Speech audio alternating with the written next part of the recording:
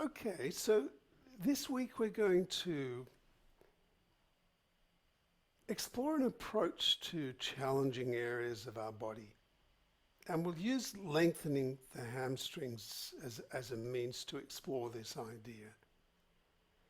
Often, for instance, with hamstrings, you might be a lucky person who doesn't have tight hamstrings. It's really easy. But many people, if you watch them, say, doing a forward bend in a yoga class or somewhere, or when they're stretching, often you'll see them, they reach a certain point where the hamstrings are at their maximum length, and then they start bending their upper body forward and they tighten in their neck, and there's this whole lot of effort going on, but most of the effort isn't really going into actually stretching the hamstrings. It's going into this compression, just this generalized effort, which is also an expression of the frustration of having an area of your body that's hard to work with. So it never really works. And it's a funny thing too, with something like the hamstrings, you can't stretch them quickly. It has to happen slowly, or you have problems. If everything becomes really, lengthened, it's really hard to manage. And if people have an injury and I work on them and suddenly they feel wonderful and they're flexible, they've got this new flexibility and they go out and they do a lot of things, they often injure themselves again. So in that way, it's quite useful that everything's really slow. And there's another way of going about it, and that is when you meet resistance, when you're stretching something, rather than using more force,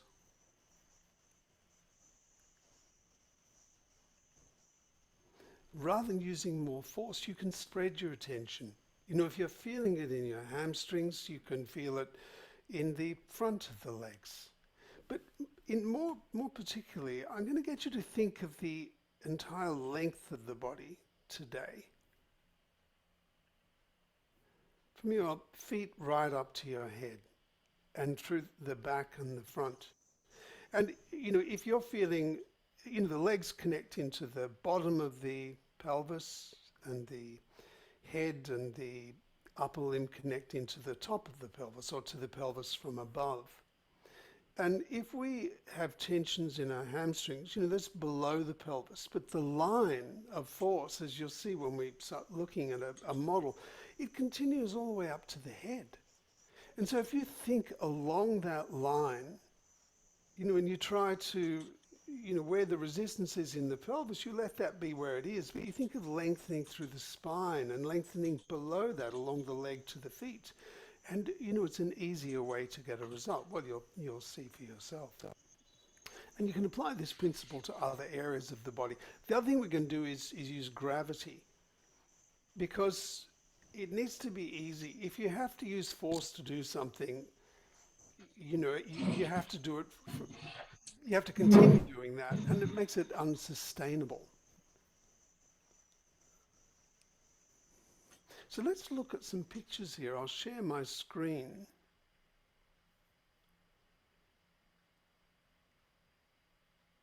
Now, one thing is interesting, and that is just the overall shape of the body. One thing I've been trying to do most of this year really is to give you this experience of thinking of entire planes of the body. So I've highlighted muscles in the front half of the body here. Well, more or less. It's actually quite a process to highlight all these muscles. But, look at the shape of that. From the midline of the side around to the front. We have this elliptical shape. And, you can see the front there, and then consider the round shape of the back as well. And consider the space in between there.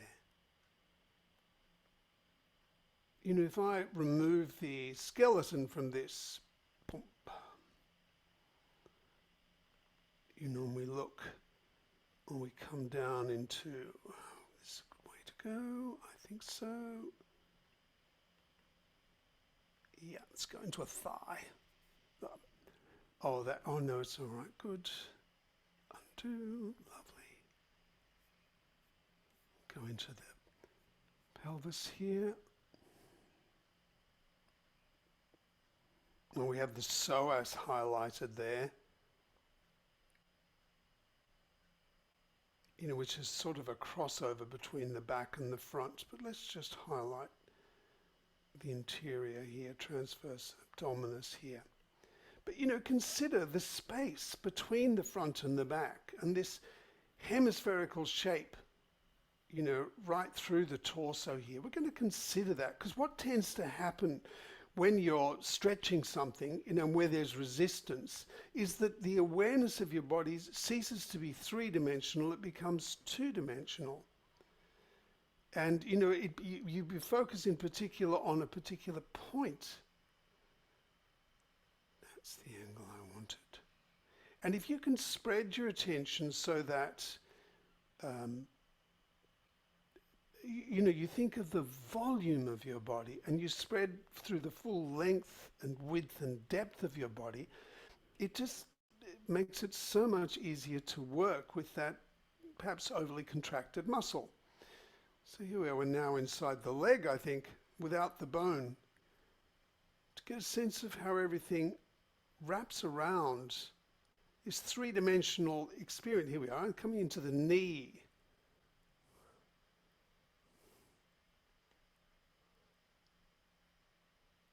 This space between the front and the back of our body, I don't know whether that makes sense. Let's put the skeleton back in here for a moment. Here we're right in the knee there. We're right in the knee joint, actually. Oops. But let's look at a different model for a second before we look at the skeleton. Now the thing is with the legs, the torso is elliptical. In fact, let's go back to the other model. Let's do this first. Remove the muscle and the nervous system. Go away. There we are. Now, the shape of the torso, it's sort of elliptical, isn't it? It's round. It's a lozenge shape. But two of the pelvic girdle and the shoulder girdle are diamond-shaped. Look at this from below, the pelvis here. You've got from the sacrum at the back around to the sitting bones on either side, and you've also have from the sacrum out to the sides of the hips in this way, and from the front, from the pubic bone down to the sitting bone, and also from the pubic bone out to the sides of the hips. So this is this diamond shape is a functional shape, and if we go through to the rib cage, we can see the same structure here. Whoops.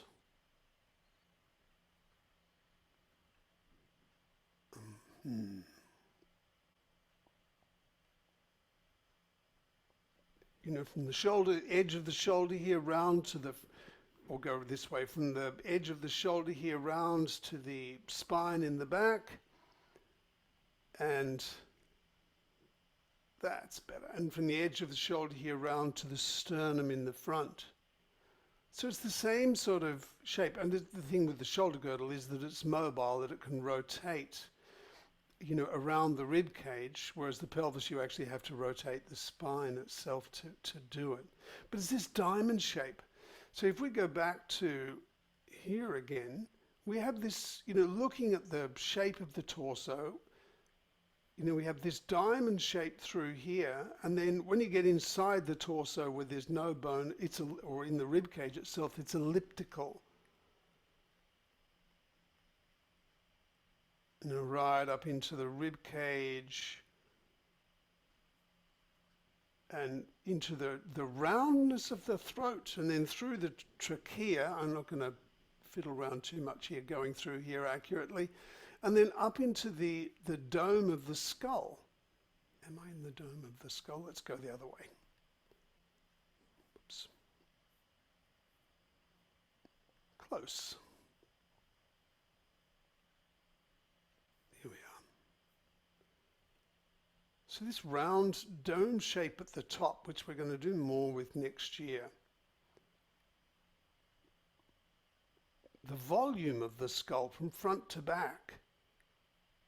You know, the volume of the throat, the volume of the rib cage and down into the pelvis. So it's this plane looking, you know, the way gravity falls through our body is really useful to remember when we're actually working on stretching something or trying to lengthen something.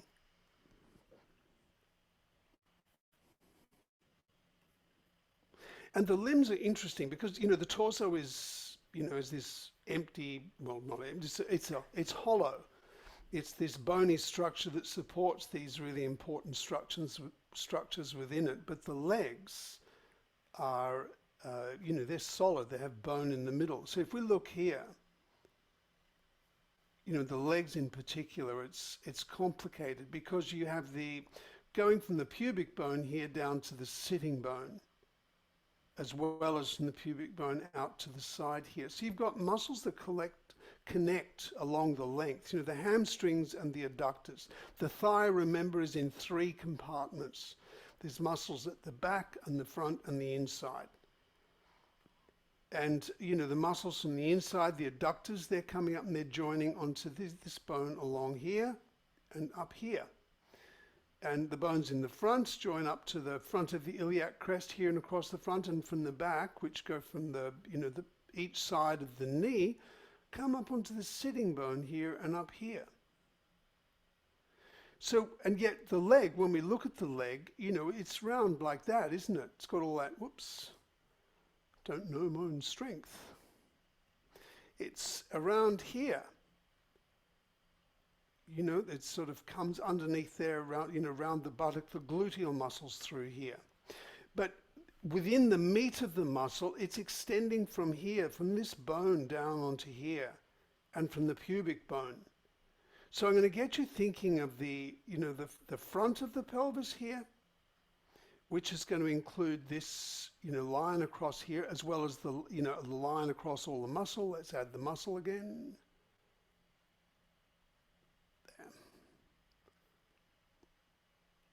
You know, so here we are, this round shape through here, but consider all this muscle, it's connecting down into here like that.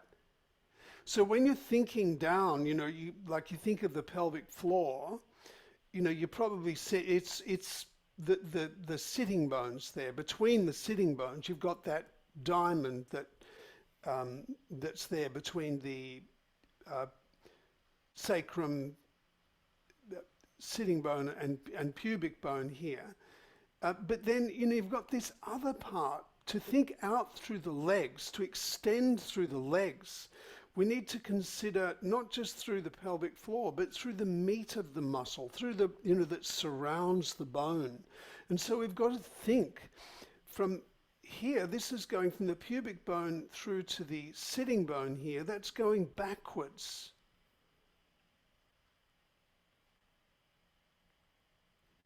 Move the muscle away. It's going from here down to there and then back here. Then you've got all the gluteal muscles through here that, you know, come down onto the hip, and then you've got these muscles from here down the back of the leg. Gluteus maximus wraps around and comes down here, but essentially it comes down to, you know, onto the sacrum here. Onto the sitting bones here. And then, this is the interesting thing, is that when it hits the sacrum, you've got this amazing fascia, this incredible structure of fascia that just connects everything and means that when, you know, you have the hamstrings coming up here onto the back of the sitting bones and round to the front, that it's also connected into this. You know, it doesn't look like discrete little lines. It's all just a mesh that has these different fibers running in different directions through it, which means whichever way you put your legs, that force is translated through here. Now we'll go to the other model. It's a pretty crappy model, this one, I'm sorry. but it's the, the anatomy trains one here. But it's very slow to move. But you can see here, whoops, a daisy, what have I done? There we are. It's going from the, this muscle on the inside, the adductors here, going from the pubic bone through to the back of the sitting bone here. It's quite a deep thing. So thinking of the depth of the legs is really useful. Where are we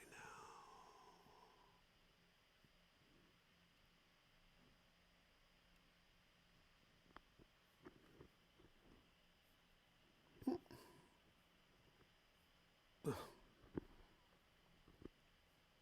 Slow as a wet week, this software. Oh, let's just go straight to the deep front line. Oh. There we are. So, here we've got laid over the top. Now you have those ones that come from the sitting bone back, and then you've got these other muscles which come and join up to the top of the pubic bone across here. So it's quite a solid mass. And then at the front, you've got the psoas muscle here and iliacus. Now this is quite a neat picture on this other one here with that. Let's have a look at that. That's psoas here. Psoas major and iliacus. So iliacus is the one that wraps right around the whole interior of the pelvic bone here, the wing of the pelvis, and this is psoas that comes right up onto the diaphragm that we can see, up into here, along joins on all of these vertebrae in the spine. So when you're stretching the hamstrings, what often happens is we're also tightening these adductors, and we're compressing our back. We're shortening everything because we're pulling ourselves forward here and tightening. And it's really understandable because most often people will do it, they'll be standing up, like in a downward dog pose in a yoga class or something, or they'll be sitting down and leaning forward with their legs stretched out in front of them. So everything folds down anyway. So it's very easy to tighten in here and to tighten in here. And it's the opposite of what you need. If you look at the superficial back line, this is another interesting perspective. This is what everyone's thankful to Thomas Myers for articulating so beautifully these lines that extend from the feet to the head in these different directions, and that also can be, delineate the front and the back and the sides and how everything communicates with each other. But you can see the hamstrings here. Biceps femoris, long head, and there's a short head in here too somewhere. I'm not going to try and find it this model because I haven't looked at it, but that's down in the middle of the thigh here. That's often why when you go to stretch the hamstrings, you'll feel it in the middle of the thigh here. But it's coming directly up here onto the sitting bones, and you can see this connection through here. Directly up into the muscles of the back, all the way to the head.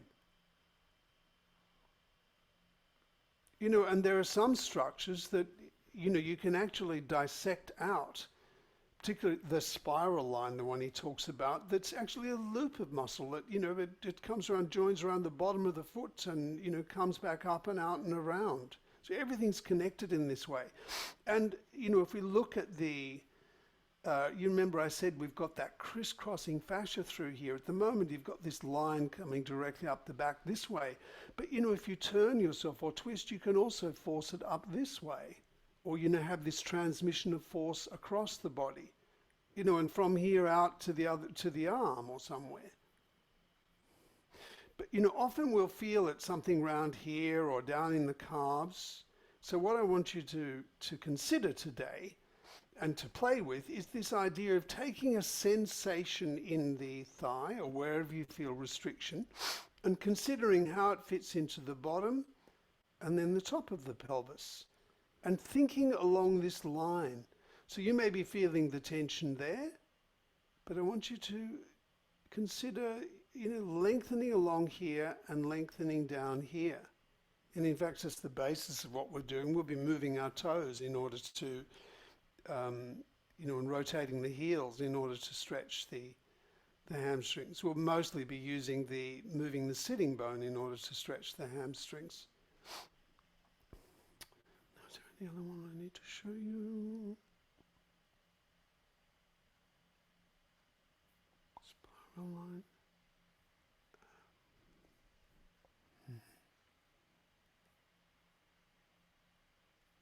And often, yes, this is a useful thing to articulate.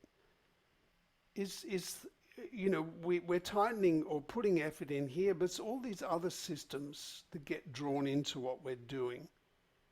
And the way they're drawn in is frequently as a result of excessive effort. And excessive effort means you don't think you can do it. It's a form of anxiety, excessive effort, because you feel you need to use more effort because what you're doing isn't going to work. It's much more effective, in a long-term way. If you stretch if you want to lengthen your hamstrings, you're doing dance or whatever, and it would be useful to have more flexibility in your legs. You need to do it consistently and slowly over a long period of time for it to be effective. Otherwise, it's a very short-lived result. And one way through not using effort is that you stop using all these other, parts of your body that you don't need. So if we can think of lengthening through these different parts, it's going to make it much easier. Now, that is probably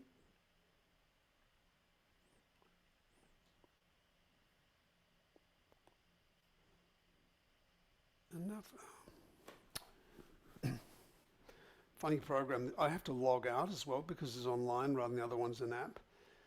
And if I don't, it means that when next time I come in, it registers as another computer. So I've got this angry letter from them. Anyway, simple problem. It's an interesting thing. It's interesting looking at these structures, isn't it? So let's consider this. We'll explore in an easy way. Now, and if you're not, I urge you not, when we're going to use the wall, we're going to have our legs up against the wall, and at one stage I'll get you moving closer to the wall, because if you move your pelvis closer to the wall when your legs are up the wall, that's going to create more hamstring stretch. So, you could do a little bit of stretch, not too much, because if you do too much, it's, you just get distracted by the effort that it takes you to sustain the position. So go slowly with it, and we'll see, what sort of effect it has.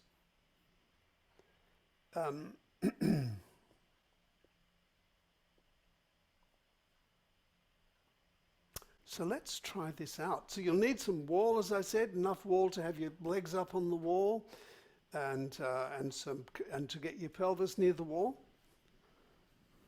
And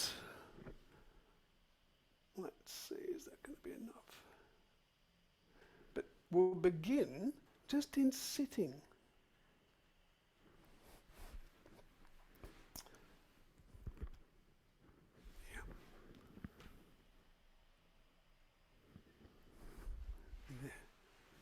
Just let me check I'm in the right position.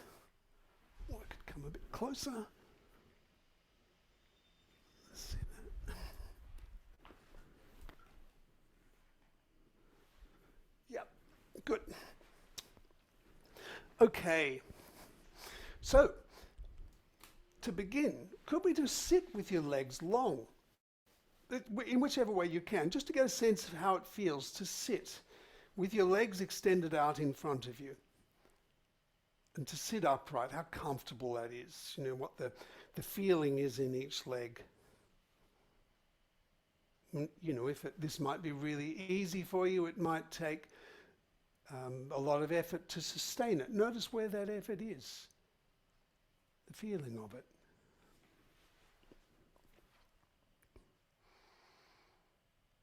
Would you be able to sit here for a long time?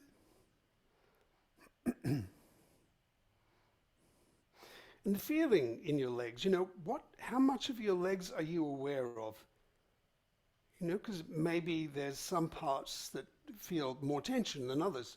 Oh, and by the way, feel free to turn your screen off if you like, because sometimes it might be useful to use your hands to just feel where the, you know, how the leg joins into the pelvis. And, you know, you could move your camera away or turn it off or whatever so that you felt free to do that. I'm not going to ask you to do it, but, you know, it's a useful thing to do anyway, to feel where is the sitting bone? How does it actually slide, you know, from front to back? So anyway, sense this, the differences in each leg. And now could you come and lie near a wall, is so that you could have your feet up on the wall as if you were lying on a chair, sitting on a chair. So your knees would be directly above the hips, your knees and lower legs, and your hips and back would be at 90-degree angle. Yeah, and just feel how that is. And perhaps put your feet down on the floor now that you've found your position, and just pay attention to the weight of your body.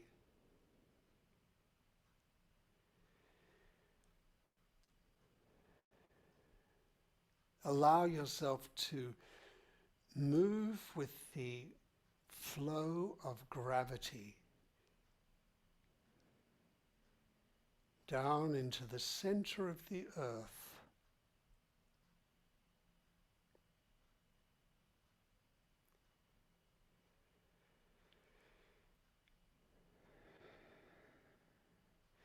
You know, and notice, you know, the weight of your pelvis and your chest and head.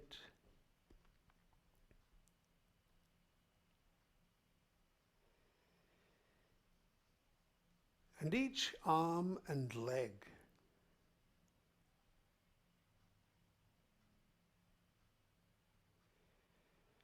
And as you have your knees up and you're standing your weight on your feet, there's a little bit of effort required in the legs. But how much? You know, notice how it feels now. How your toes contact the floor or not. And the balance of pressure on your feet.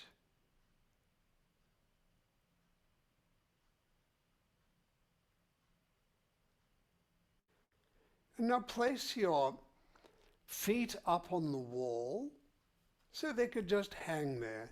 And notice your contact with the wall. You know, how the foot sits on the wall. Is it different to the way it sat on the floor?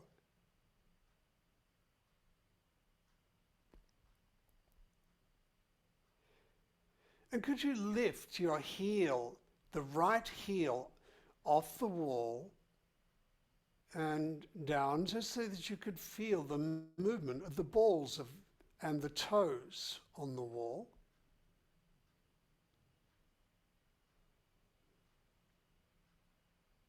And maybe lift the ball of the foot as well, so it's just the 5 toes. And then place your foot back down and move in that way. You lift your heel first, then the balls of the feet, so just the toes sit there.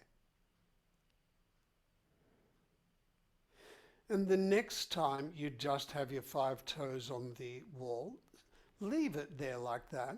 And now move your right ankle side to side. And feel what happens to the 26 bones in your foot.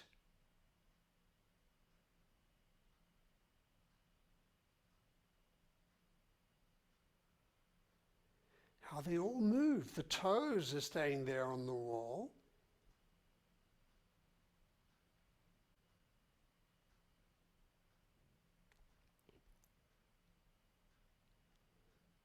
And then let that relax there. Just come, bring your foot back onto the wall and let everything fall into the ground. How is that?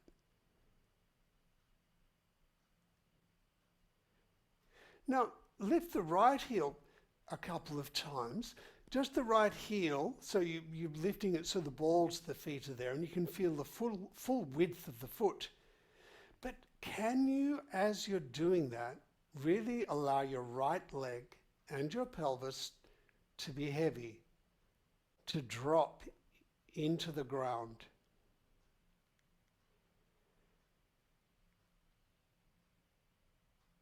Yeah. And now lift the left heel, the left balls of the foot toes, so you just have the toes themselves on the wall, and move the foot in that way, lifting it away and coming back down.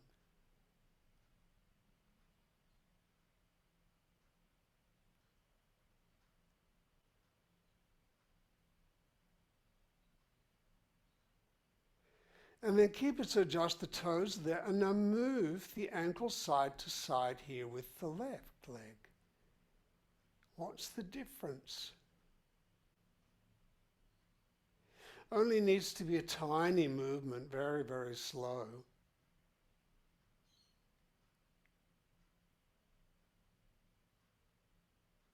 Lovely.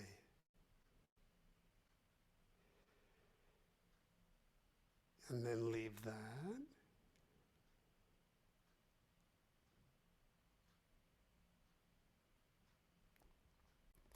And then put your feet back down on the floor again.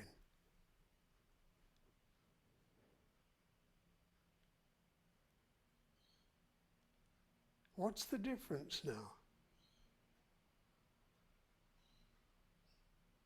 You know, what's your footprint like now?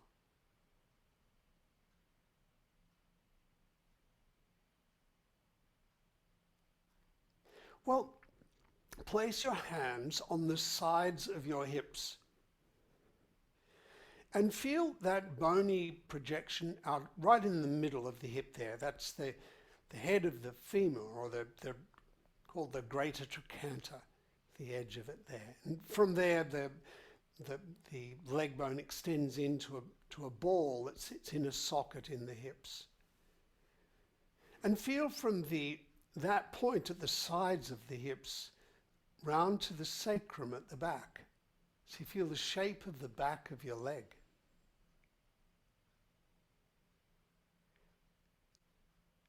And from that point, feel through to the pubic bone.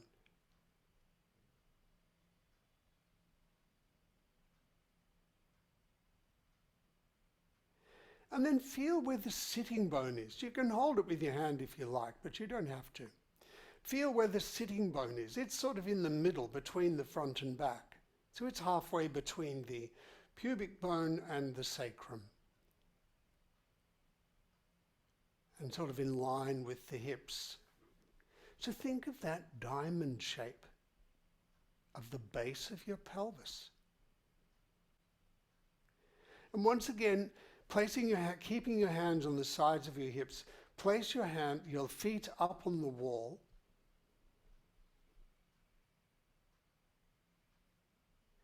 And now lift both heels away. Both heels and both feet away. So it's just the toes that are touching, the 10 toes. And notice what happens in the hip at the side.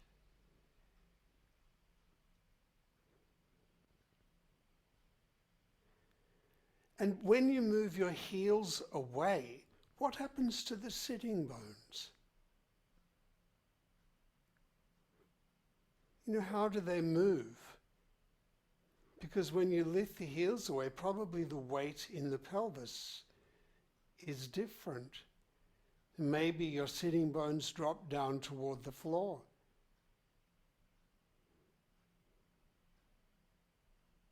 Now move your ankles, both of them, side to side. And that's a curious movement, isn't it? You know, because you're moving both heels now, and can you feel your pelvis swiveling? Maybe you can feel your legs rotating in the hips.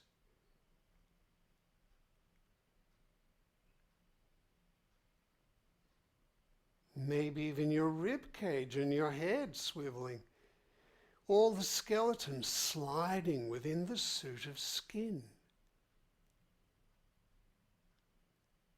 And then rest there. Notice how the pelvis changes again.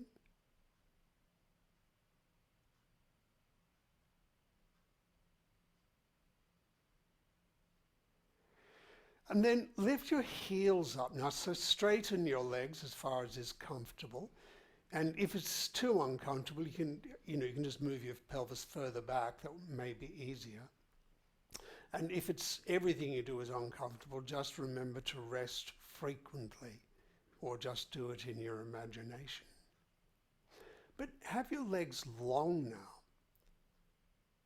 Hands on the sides. And notice how that feels through each leg. In a sense, the diamond shape of the base of your pelvis.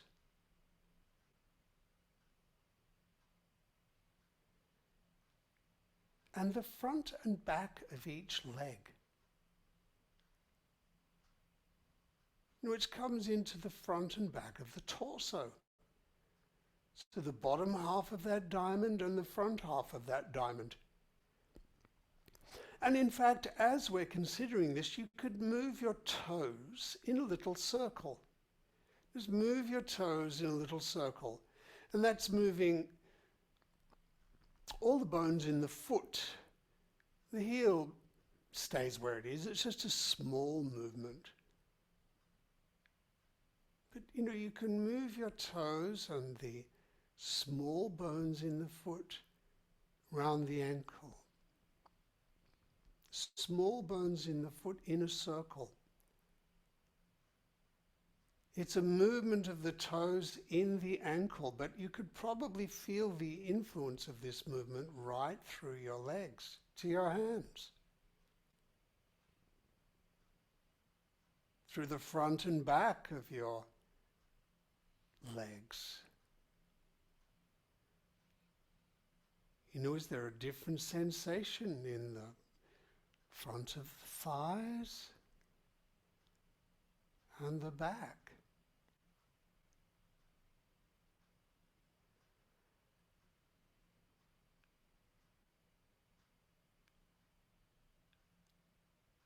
And consider the way your legs join into the pelvis. They're joined in at the sides.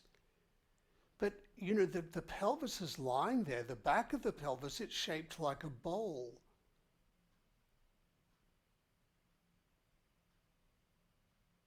Consider from your hands around the back of the pelvis and over the front, over the belly.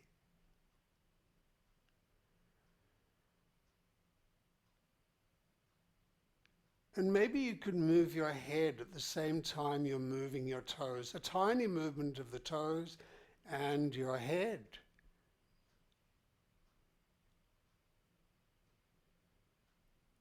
And that's interesting because, now you could consider the diamond shape of the shoulder girdle and rib cage. Just as we could feel from one hip to the pubic bone and the sacrum, we can feel from the edge of one shoulder through to the sternum or breastbone and through to the spine between the shoulder blades.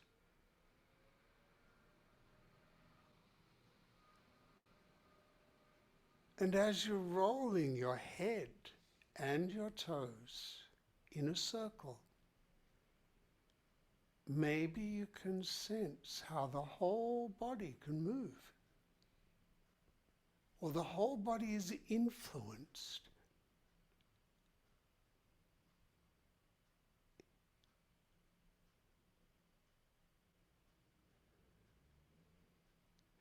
Well, leave that, let your legs down, stand your feet on the floor once again. You can let your arms go, just rest there.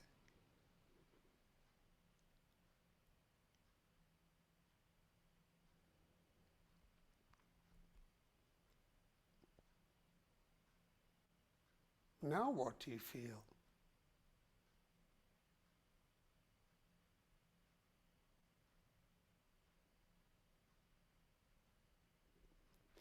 Well, place your legs back up on the wall again. Have your hands behind your hips, on either side of your hips. And now roll your head and your legs from side to side. Rolling your head and your legs from side to side.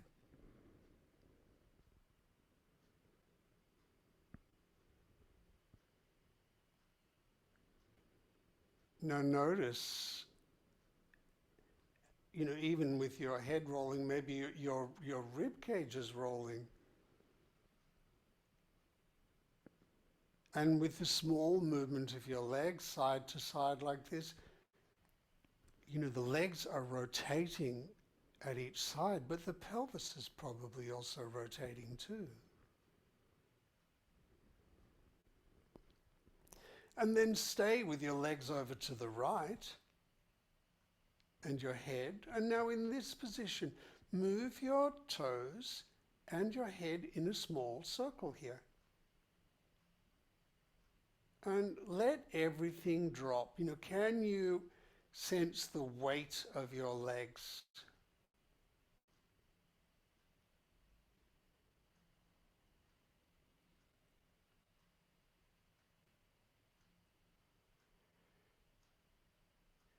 And you can make the movement of the toes just a little bit bigger so you feel the heels are rolling in a circle on the wall with your legs over to the right.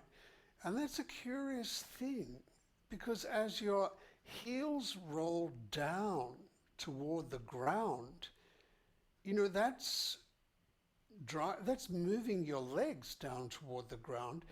Notice what that does to your sitting bones, to the base of the pelvis.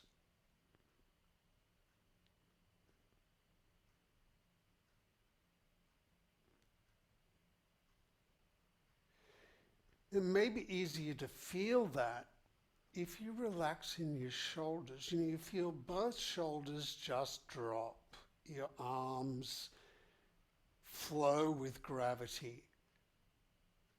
And you keep rolling the head and the foot and the heels on the wall. And notice what happens to the sitting bones.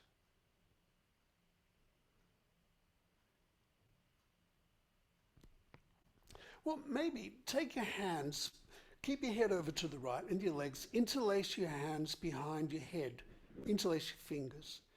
And then lift your elbows toward the ceiling and then lift your head just a little bit.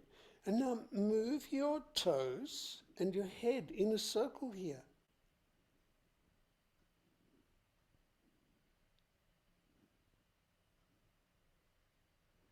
And now this is an interesting movement because to make sense of this, there's a particular timing of it, which you'll probably fall into if you consider what's easy.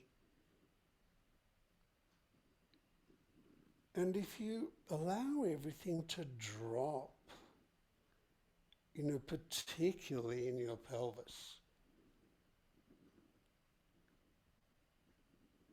And you may have already noticed that it's not just your head rolling in this circle, your rib cage is also moving in a circle.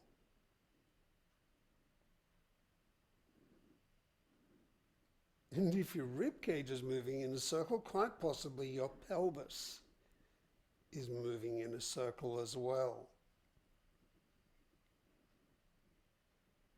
Yeah. And then leave that. Come back to the middle. Let your arms down, but keep your legs up there for a moment. Just consider the difference to each side now.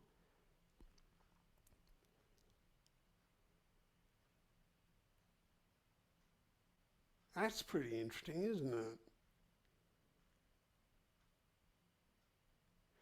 Well, put your feet down on the floor once again, just to notice the difference here.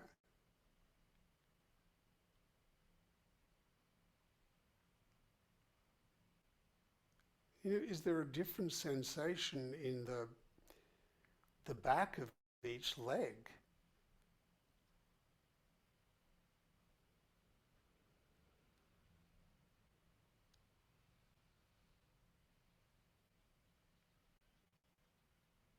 Well, once again, lift your legs up on the wall again.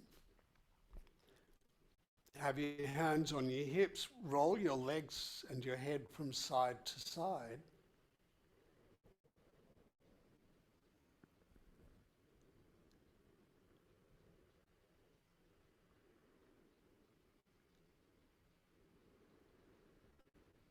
And stay with your head and your legs over to the left. And now, in this position, move your toes and your head in a circle. Now, you may have some sense of stretch or tension in your hamstrings. And if you do, consider along the length of the hamstrings, the length of that stretch, down to your feet, and then up into the pelvis and through the pelvis and into your back. So your head and your feet are moving in this small circle. Maybe the heels are rolling on the wall as well. But consider that right through the full length of your body, from your feet through to your head.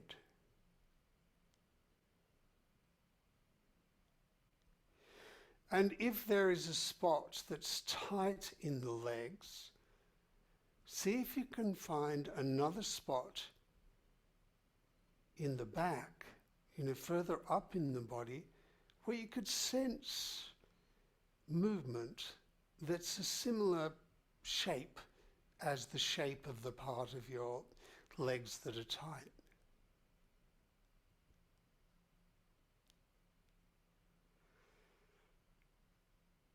And of course, that's much easier if you allow your chest and shoulders to drop. Feel the weight of your pelvis.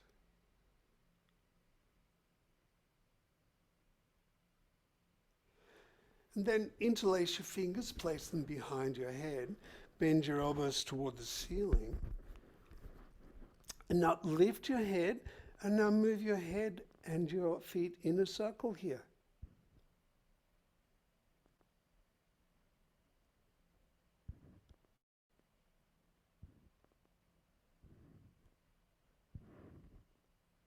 Yeah.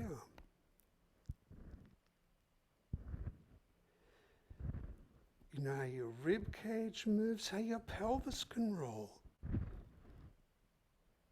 In a sense, as your heels roll down, as the toes come closer toward the body, the sitting bones go down toward the floor, which means that the upper part of the pelvis probably goes up. In a sense, that length right through your back and legs.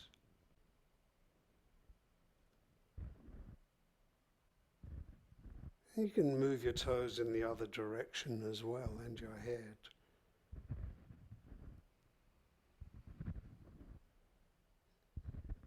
Yeah. And then leave that. Come back to the middle. Just sense how it is now.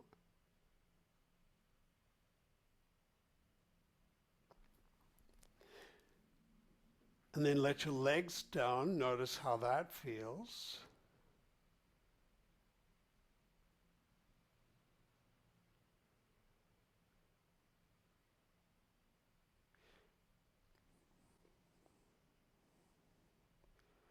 That your capacity, the changing capacity of your legs to be heavy,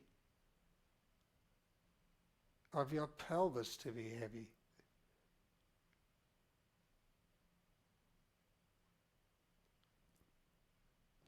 Now, could you come closer to the wall? Bring your pelvis closer to the wall. You can experiment a little bit, because if you bring your pelvis closer to the wall, you lift your heels up, you'll get more stretch in the hamstrings. So get it so there's a bit of stretch, but not too much. You don't want your pelvis lifting way up into the air. And find that position that's comfortable for you, and you can change it at any time too, So relax about it. But now bend your legs now and have your feet on the floor. Your feet on the wall. You may be too close to the wall in order to have your feet on the floor. But just have your feet resting here and notice how that is. Might be a bit easier. It might be where the tensions in your legs work in your favor. It's sort of pulling your legs onto the wall. But just lift the right heel and the ball, so you just have the toes, and then come back down again. And notice this action. It's quite different when your legs are closer to the wall. Your pelvis is closer to the wall. Feel the way, are you pressing through the left leg when you're lifting the right leg away from the wall?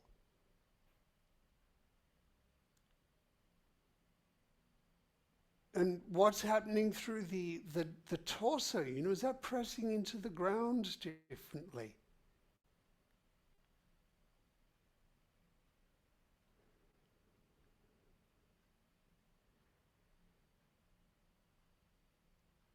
There's that sense of the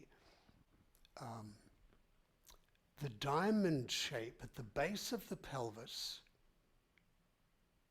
and the diamond shape of the rib cage and shoulders. It leads up into the dome shape of the skull. Sense the whole inside of your body and how your legs connect into that shape, front and back of the legs. And now try the other leg. Lift the left leg away.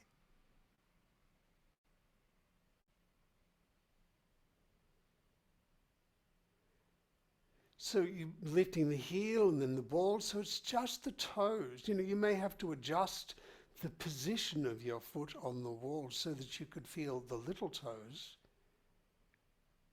So you can have a sense of the full width.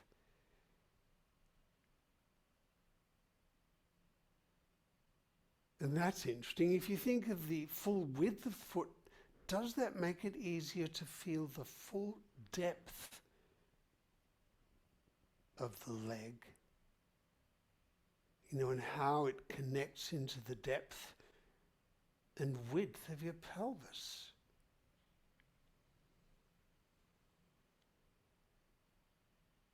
Well, alternate one foot and then the other, and notice this curious sliding that's going on within the suit of skin, your skeleton sliding on top of the suit of skin.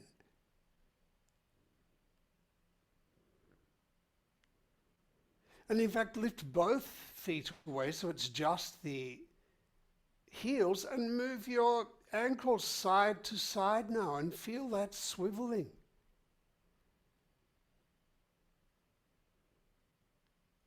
That sliding of the skeleton within the suit of skin.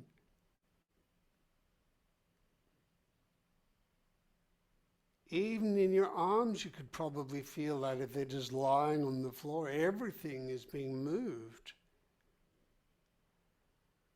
And then let your heels come back down again, just on the wall, resting there. Take your hands, place interlace the fingers, place them behind your head, lift your head, and now once again lift the heels and balls of the feet away, so it's just the toes. Move the heels and the ankles side to side, and your head.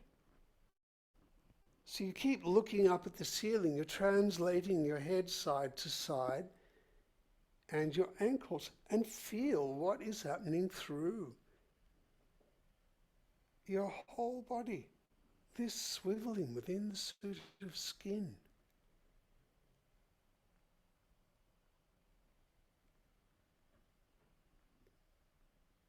And it's probably easier, if you're just using your arms to support your head, so your head can just hang there in your arms.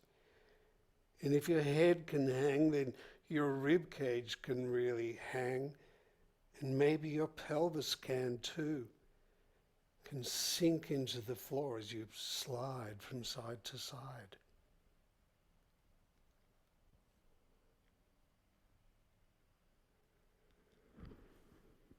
Let your head go and just let your feet hang there on the wall.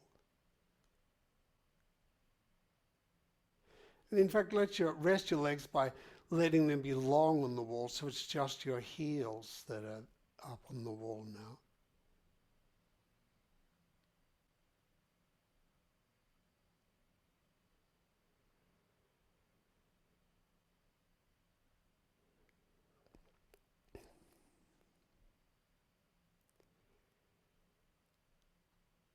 Consider your breathing.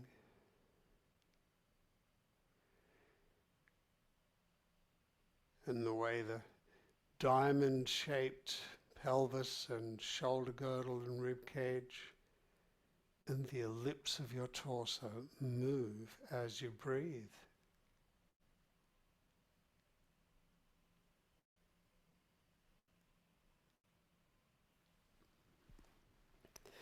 And now take your hands and place them palm down underneath each side of your pelvis. So that'll have the effect of lifting your pelvis a little bit. That'll take the strain off the hamstrings. Move your toes and your head in a small circle.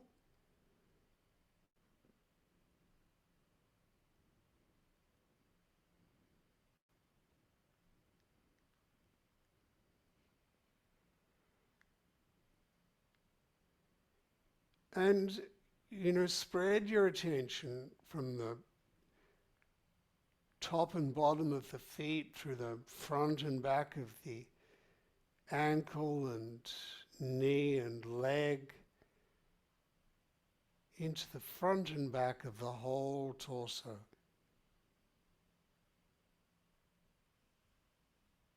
The tubes, your legs are tubes. Our whole body is a series of tubes.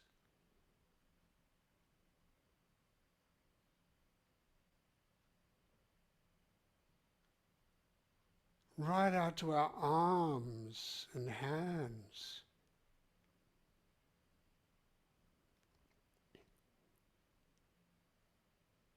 Sense the volume inside you.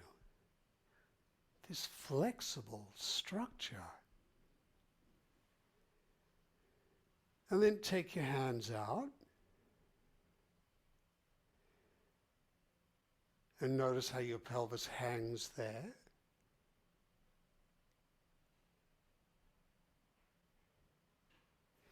And interlace your fingers, place them behind your head, lift your head up, bring your elbows toward the ceiling, lift your head up. And now move your head and your heels in a circle here, or your toes. Your head and your toes in a circle. So your heels can move. And how is it here with your pelvis closer to the wall?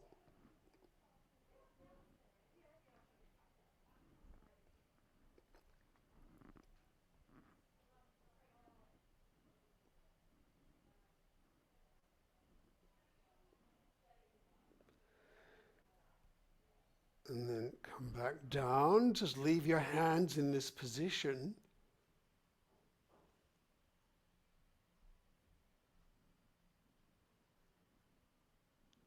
Can you roll your pelvis in a circle? The back of the pelvis, you're rolling the back of the pelvis. It's like a bowl shape. Like you're rolling a coin on the ground. Don't strain, but just feel how you can roll your pelvis, and probably your head is rolling in a little circle as well.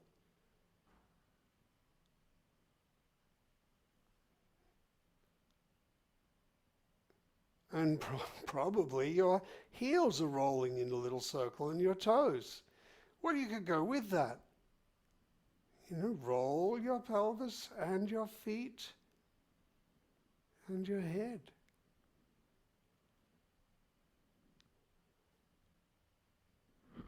Now lift your head and do that, rolling the pelvis in a circle, moving your head and your feet in a circle. You know, when you roll your pelvis down, the sitting bones go down toward the ground, but you still have that diamond shape. You know, you still have that volume through your pelvis.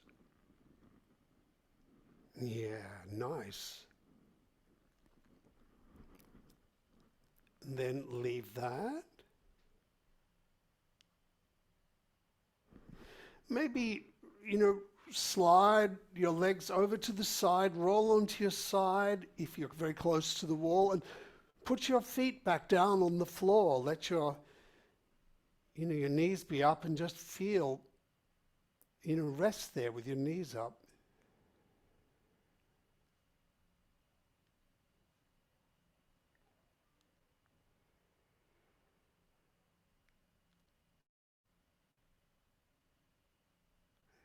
And notice the evolving shape or sense of your legs.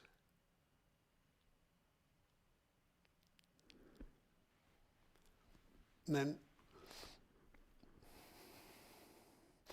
once again, come back to the wall, the pelvis in the same orientation or comfortable orientation.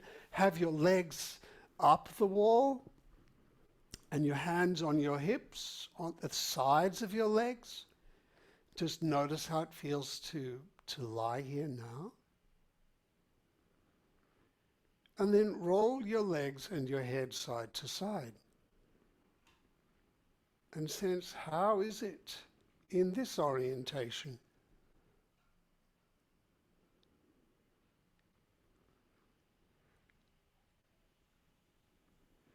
And with your hands on your hips, you know, your elbows are probably out to the side.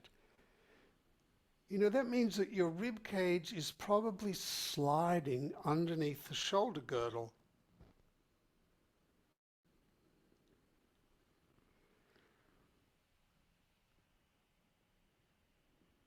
And everything's being affected by gravity. You could resist it, or you could go with it.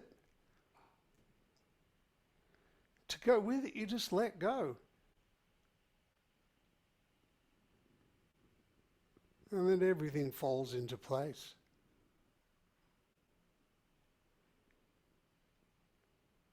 Stay with your legs and head over to the right, and move your head and your toes or your foot in a circle here. You can allow the heels to rotate as well. You know, and notice what's happening here. Now there may be one leg that feels tighter than the other. You know, you might be feeling some strain in your hamstrings depending on where you are on the wall. Don't try to stretch it. Just think of softening everything, lengthening through the foot. You know, lengthening from the ankle to the knee. I don't mean stretching, I just mean thinking of everything lengthening. Everything lengthening from the knee through to the pelvis, or if there's one part in your hamstrings that feel really tight, from there to the pelvis, and then through the pelvis and into your back. And could you place your hands under your head, still with your head over to the right? You still have your head facing to the right. Lift your head a little bit, and now move it side to side. Leave your legs for a moment. Just move your head, which is turned to the right, side to side, which means you're moving, the rib cage is bending. You know, one side's getting short, one side's getting long. And you could probably feel that right down to your pelvis. Once again, don't stretch. Do this, a tiny movement, because it's useful to feel, not the stretch, but to feel the width of the back and the length of the back. So, you know, that place in your hamstrings where you feel tension, you know, see if you can find a place with for your head. You move your head to a position where you could go back to moving the toes and your head in a circle, but you'd have a sense that you were lengthening your back away from that stretched hamstring. You can sort of soften the hamstring by lengthening the back and the feet.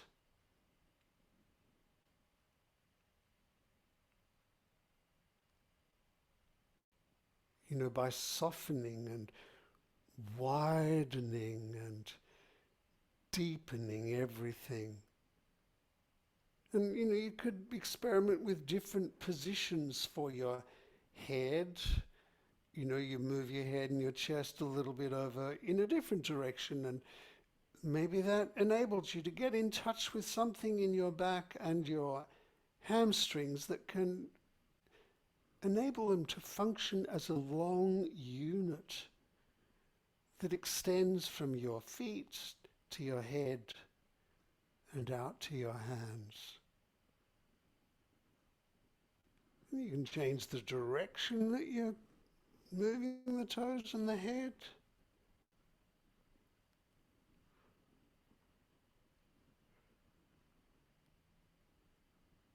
Lovely.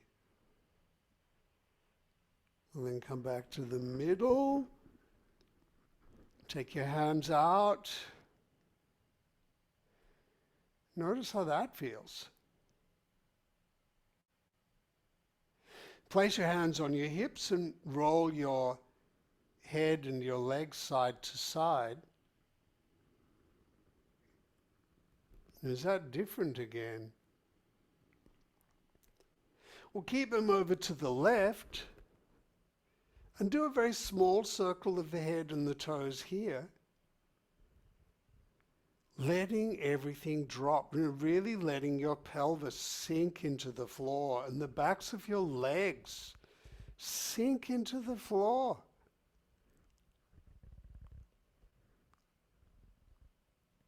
And let everything soften, your jaw.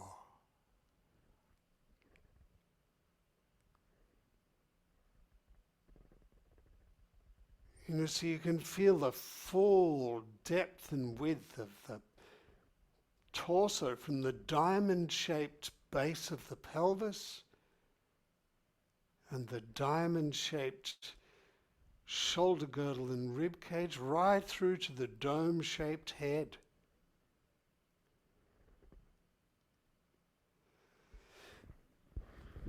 And then place your hands behind your head, with your head over to the left, lift it up, and move your head side to side and find somewhere that gives you a sense of length through your back that would be meaningful or would sort of connect whatever tension you feel within your hamstrings or wherever you feel it through to the whole line of your body from head to foot.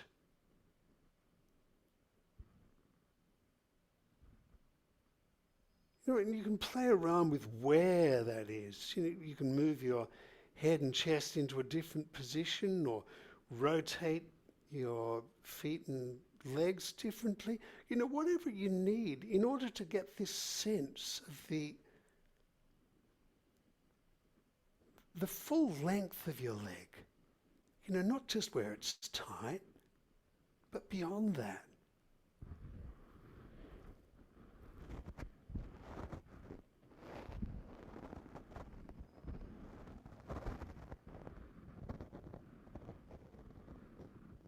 And remembering that each leg joins into the side of that pelvis.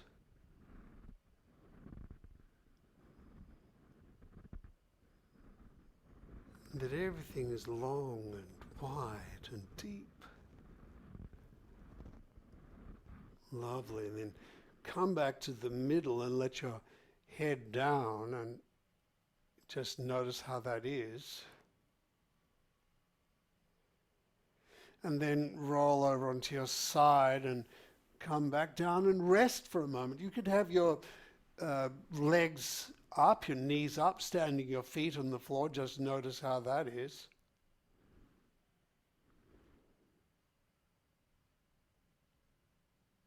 Or even let your legs be long, and that's a different experience.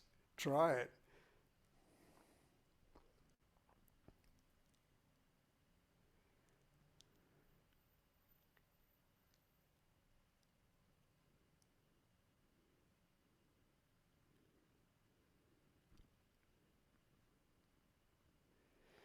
You can move your toes and your head here just a little bit. How is it with your legs long? A tiny, tiny movement with the toes.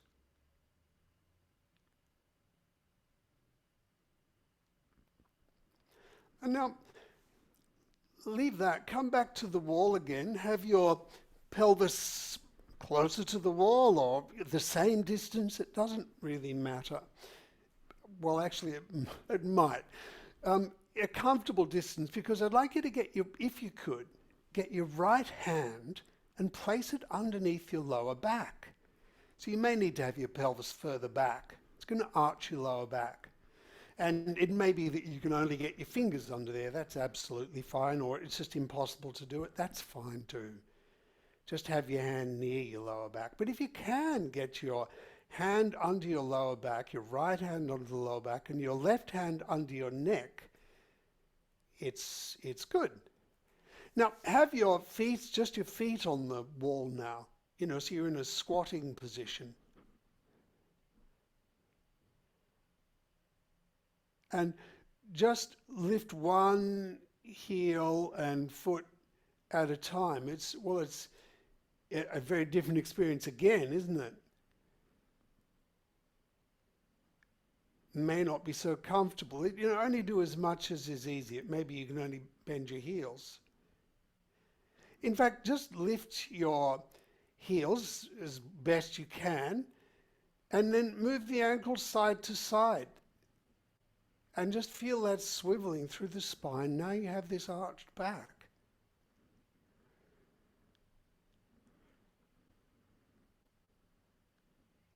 The way your whole skeleton slides within the suit of skin.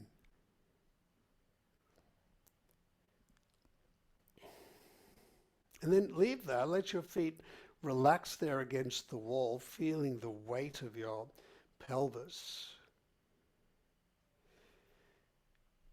And then lift your legs up toward the ceiling, or toward on the wall. Lift your legs up so your heels are on the wall, a comfortable distance. You can have your legs bent if that's easier. And now in this orientation, move your toes and your head in a circle.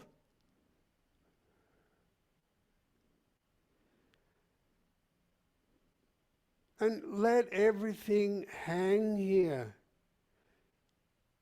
Feel the way your pelvis falls into the ground, your chest falls into the ground, and your head.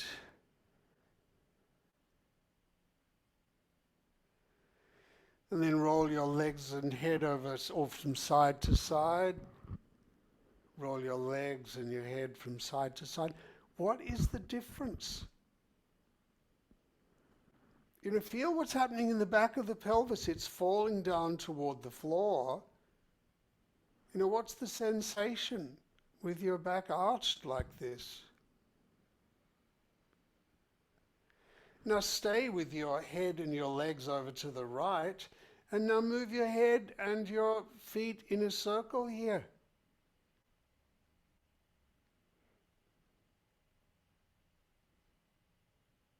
And really think of your pelvis dropping and lengthening through your back. Lengthening through your feet. And this is interesting, lengthening through your hands. Think of your hands and your forearms lengthening, which means the whole body widening.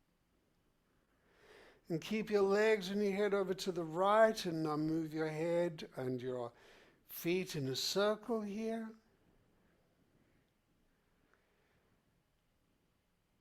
Lengthening right through the whole body.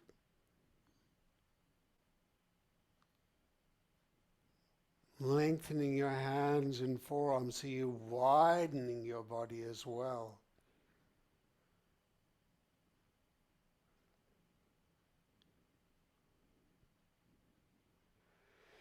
And then roll your head and legs side to side again. Feel the difference.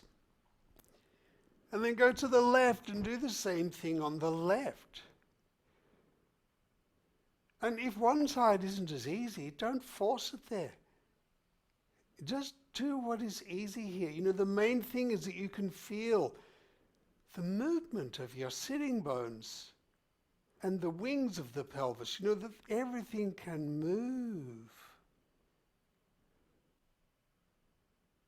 Everything can be long and wide and deep.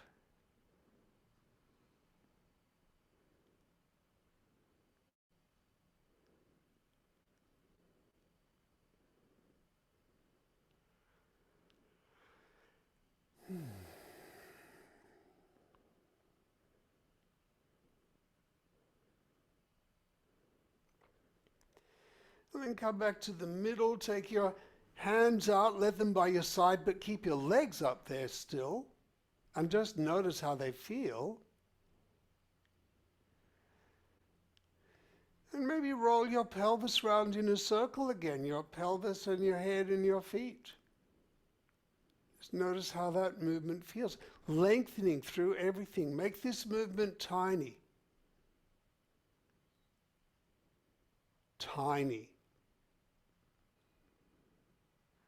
Make sure you relax between your shoulder blades. You widen between the shoulder blades. So you don't strain yourself in order to roll your pelvis. You just go as much as you can.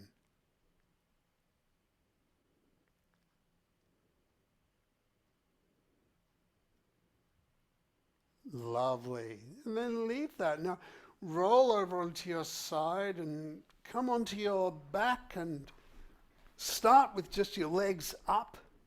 Feel how that is with your knees in the air and how your feet feel lying here on the floor now compared to before.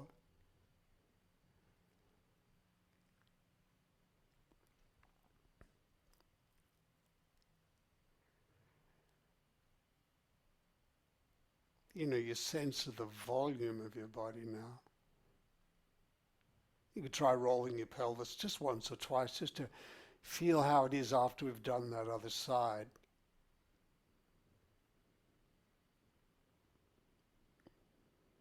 That sense of the tubes of your body.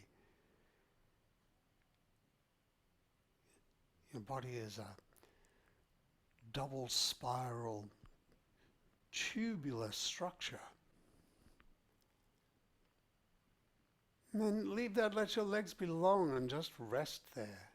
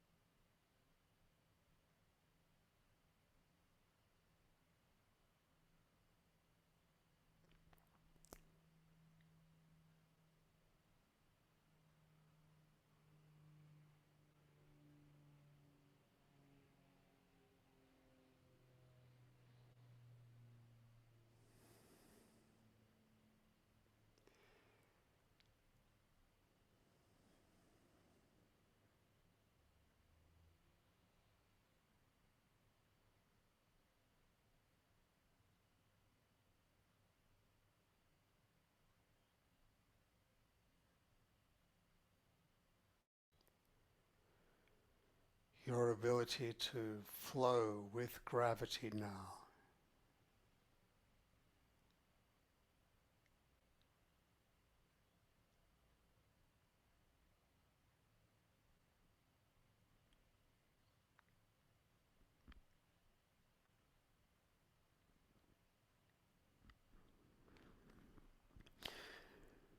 And when you're ready, slowly open your eyes and roll over onto your side and come up to sit. Oh.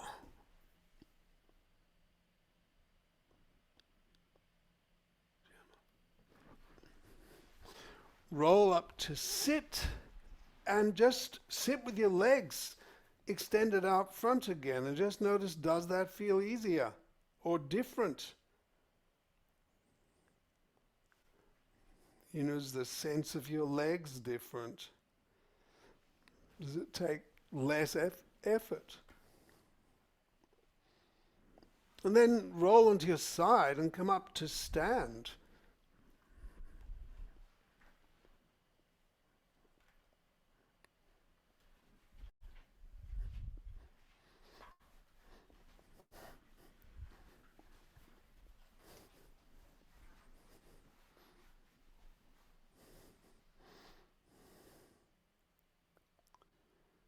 Yes.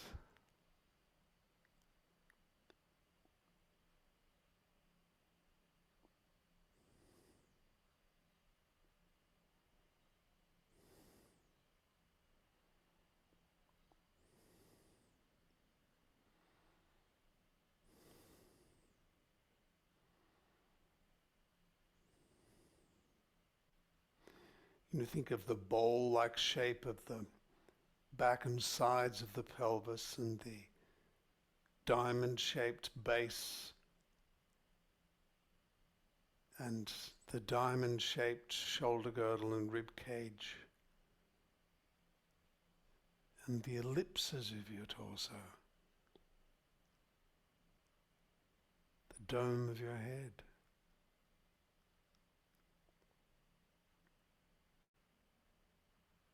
A tubular structure that extends through the limbs to the hands and feet.